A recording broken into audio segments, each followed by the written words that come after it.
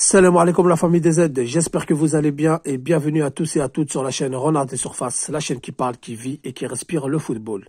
Les amis, il y a une nouvelle très importante qui vient de tomber. Amine Gouiri serait blessé, forfait pour la Coupe d'Afrique des Nations.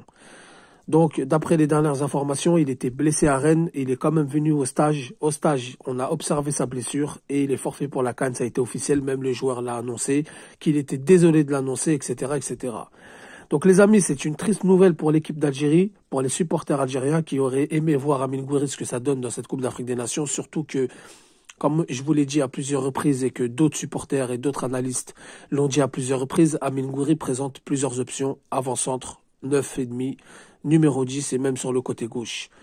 Les amis, la question qu'il faut se poser, est-ce une grosse perte? Alors pour moi, je suis mitigé, je suis partagé. D'un côté, ce n'est pas une grosse perte puisqu'on a plusieurs options.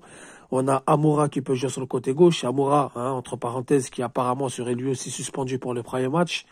Nous avons un Belaïli, même si il fait pas l'unanimité chez les supporters algériens, chez les supportrices algériennes. Belaïli est beaucoup contesté de par son manque de professionnalisme, de par son manque de sérieux dans les matchs. Mais Belaïli, on sait très bien que sur un match, sur une compétition, il peut faire très mal. Et on a aussi l'option Chaibi qui peut jouer un peu plus haut. C'est vrai que Belmadi l'a placé beaucoup au milieu de terrain, donc il peut jouer un peu plus haut sur le côté gauche. Et on a aussi la dernière option au cas où, Ounas, qui normalement est sur le côté droit, mais qui peut aussi basculer sur le côté gauche. Il a déjà joué comme ça avec l'équipe d'Algérie. Il a déjà joué comme ça avec Naples. Il a déjà joué comme ça avec Nice. Donc tout dépend de ce qui se passe dans l'effectif. Donc les amis, je sais que beaucoup auraient aimé voir Amine Gouiri. C'est vrai qu'il nous aurait apporté beaucoup de fraîcheur, il nous aurait apporté beaucoup de par sa vision de jeu, de par son abattage, et c'est un joueur de compétition lui aussi, qui a eu l'expérience avec l'équipe de France Espoir où il a été beaucoup buteur. Il a ce goût de compétition, mais on sait très bien que l'Afrique c'est différent. Même si l'Afrique ce n'est plus aussi différent que ça par rapport au passé, mais quand même ça reste différent. Donc est-ce qu'Amine Gouiri aurait fait une très bonne CAN? Point d'interrogation, on ne le saura pas. Maintenant, est-ce que la blessure d'Amine Gouiri est grave?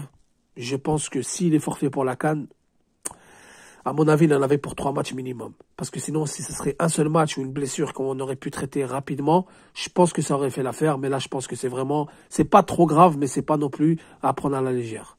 Donc voilà les amis, nous avons plusieurs options. Hier, j'ai fait une vidéo où je l'ai mis titulaire dans ma vidéo. Pour ceux qui écouteront la vidéo est sortie avant l'annonce de sa blessure. Donc ne prenez pas en compte, mais écoutez-la, c'est très intéressant. Je referai d'autres sur le schéma tactique que Belmadi peut employer.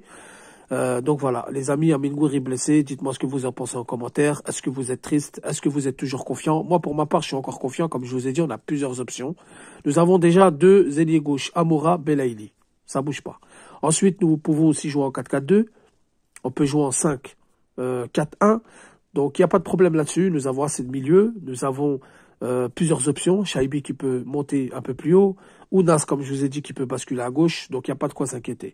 Par contre, si le groupe perd encore un joueur au niveau de l'attaque, ça va faire beaucoup. Mais pour l'instant, tout est normal, tout est bon et tout est positif.